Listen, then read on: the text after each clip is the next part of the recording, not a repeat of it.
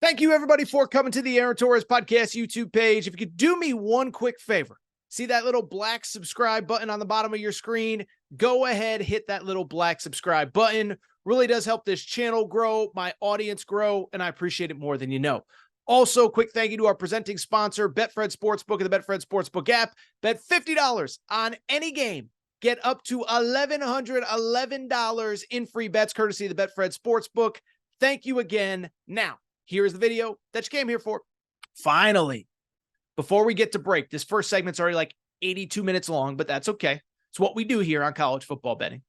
Let's get to America's team. Before we get to break, we got to talk the Colorado Buffaloes. Not sure if you heard, pretty good opening week for Deion Sanders, Coach Prime in Colorado.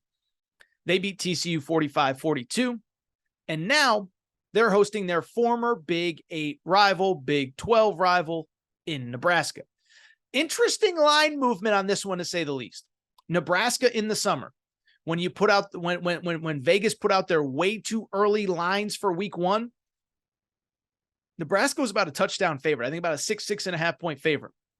Well, it reopened on Sunday as Colorado as a 3-point favorite, and the line really hasn't moved much throughout the week. What's interesting, let's start with the Nebraska perspective, okay? Poor freaking Nebraska, okay? So poor freaking Nebraska. I think we all watched it on Thursday, especially those of us who have Spectrum and couldn't watch any of the other games. But poor Nebraska just cannot catch a break, okay? They played Minnesota at Minnesota, the debut of Matt Rule, and it was wild, right?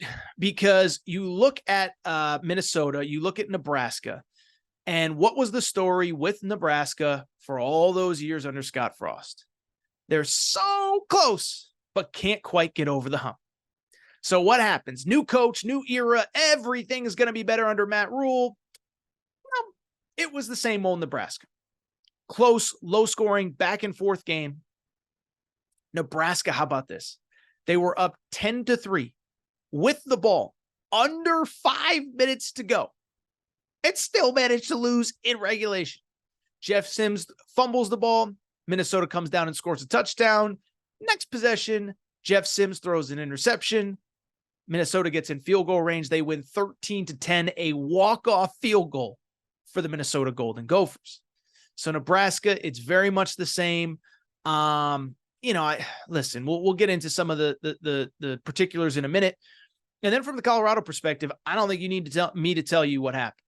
It was one of the highest rated games of the weekend. I think close to 8 million people were watching Colorado TCU. I think I mentioned it on the Aaron Torres pod, but I'm blown away. I mean, I knew Coach Prime was going to be big, and I don't know if it's just because it was week one. There was no NFL. It was on Fox. And as I said, a lot of people don't get ESPN, but I had a lot of people don't get ESPN right now because of the charter deal.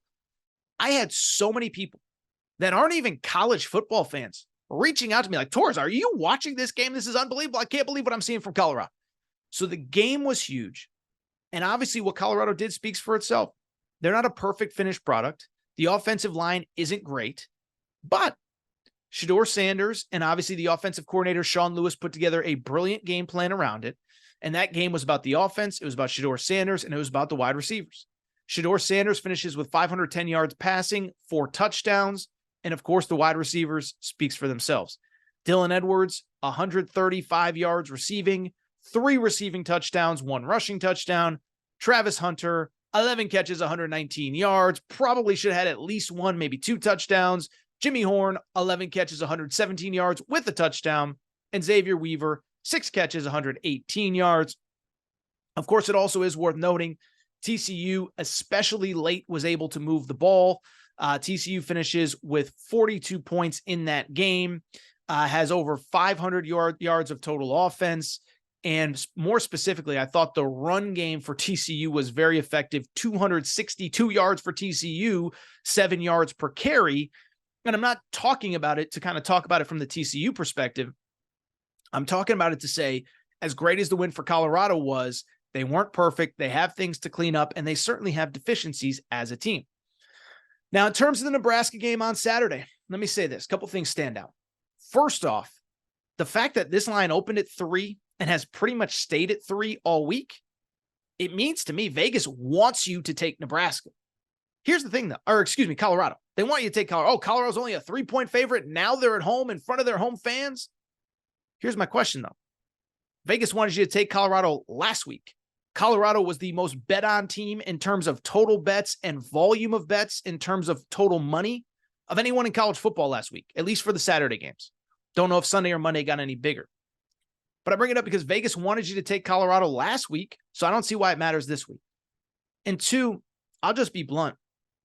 When I look at this game, it's hard not to like Colorado. Now, look, I get that Nebraska coming in, no hype, no expectations. And Colorado, listen, they've been dealing a week of media attention, the biggest story in sports, lead up to the NFL, all that. Doesn't really concern me, though, and I'll tell you why. One, it's because Deion Sanders and Shedeur Sanders and Travis Hunter, those guys have all been through this before. Last year, every game they played was the biggest game on the other team's schedule. And so for them, bouncing back after a big win is nothing new. Even going into last week, I mean, they were talking about it on the broadcast. Sonny Dykes like, well, we're tired of hearing about Colorado. It's like, well, maybe you should have worried about the game plan instead of listening to the media. But I look at this game, and I'll be blunt. Even if I know Vegas wants me to take Colorado, I'm having a real tough time figuring out the justification for taking Nebraska instead. One, the game's at home, but two, like, what is the Nebraska blueprint to win this game? Now, I know what you would say. You would say Nebraska really, listen, they weren't great last week. And I do think it is worth noting. Their run defense was really good, and their run offense was really good. And so you look at last week against Minnesota, they gave up 55 yards rushing and about 2.5 yards per carry. That's really good. And I think that's going to win them a lot of games in the Big Ten West. My concern is, though, they're not about running the ball between the tackles. They're the opposite. Get the ball out, get it in space. And so that doesn't really play to Nebraska's strengths. Nebraska, whether intentional or not, they're built to beat Iowa. They're built to compete with the old Wisconsin. We'll talk about the new Wisconsin in a minute against Washington State. They're built to compete with, again, Iowa, Minnesota, who they just played. I don't think they're built to stop teams with athletes in space. And then from the offensive perspective, I look at it like this. Listen, Jeff Sims is who he is. I'm not rooting against anybody. That's not what I'm about. But I look at this game, and you look at Jeff Sims. Last week, 114 yards passing, 1 touchdown, 3 interceptions. That's who he's been his entire career. I thought there was way too much Jeff Sims revisionist history over the last couple weeks coming into the season.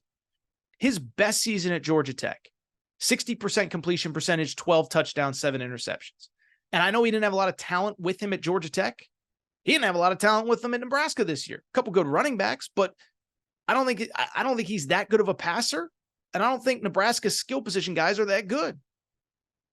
And so you look at Jeff Sims, he's great on his feet. He's great with the ball in his hands. Not great as a passer, but here's my thing. If the argument is he can make plays with his feet, doesn't that kind of play into Colorado's strengths? Again, Colorado, their weakness on offense, they probably aren't going to be able to run the ball between the tackles all year. That's why they're getting the ball out quick in space. But on defense, it's kind of the same. They don't have those elite difference makers up front yet. They shouldn't. It's year one in Colorado under Coach Prime. But what do they have? They have a lot of really good defensive backs. Travis Hunter speaks for himself. Shiloh Sanders, Coach Prime's older son, started his career at South Carolina in the SEC. Amarion Cooper, the other corner, started his career at Florida State. He can play. The Woods kid had an interception last week. So Colorado's strengths are playing to Nebraska's strengths. Nebraska's strength is find Jeff Sims a crease and let him run. I don't think that's going to work against the athleticism of Colorado. So I could go on and on. But as I look at this game, the result, the answer feels pretty obvious to me. I like Colorado to win. I like Colorado to cover. I just don't see the scenario where unless Colorado turns the ball over 1,000,000 times, and that's not the quarterback that Shedeur Sanders is, 6 total interceptions last year, I don't see how Nebraska is able to keep up. I'll say it's more low scoring than expected. I'll say I don't want to say 31-21 again. I'll say 34-21. I'll say 34-26. 34-26 Nebraska. A lot of field goals for Nebraska. I like Colorado to win and cover.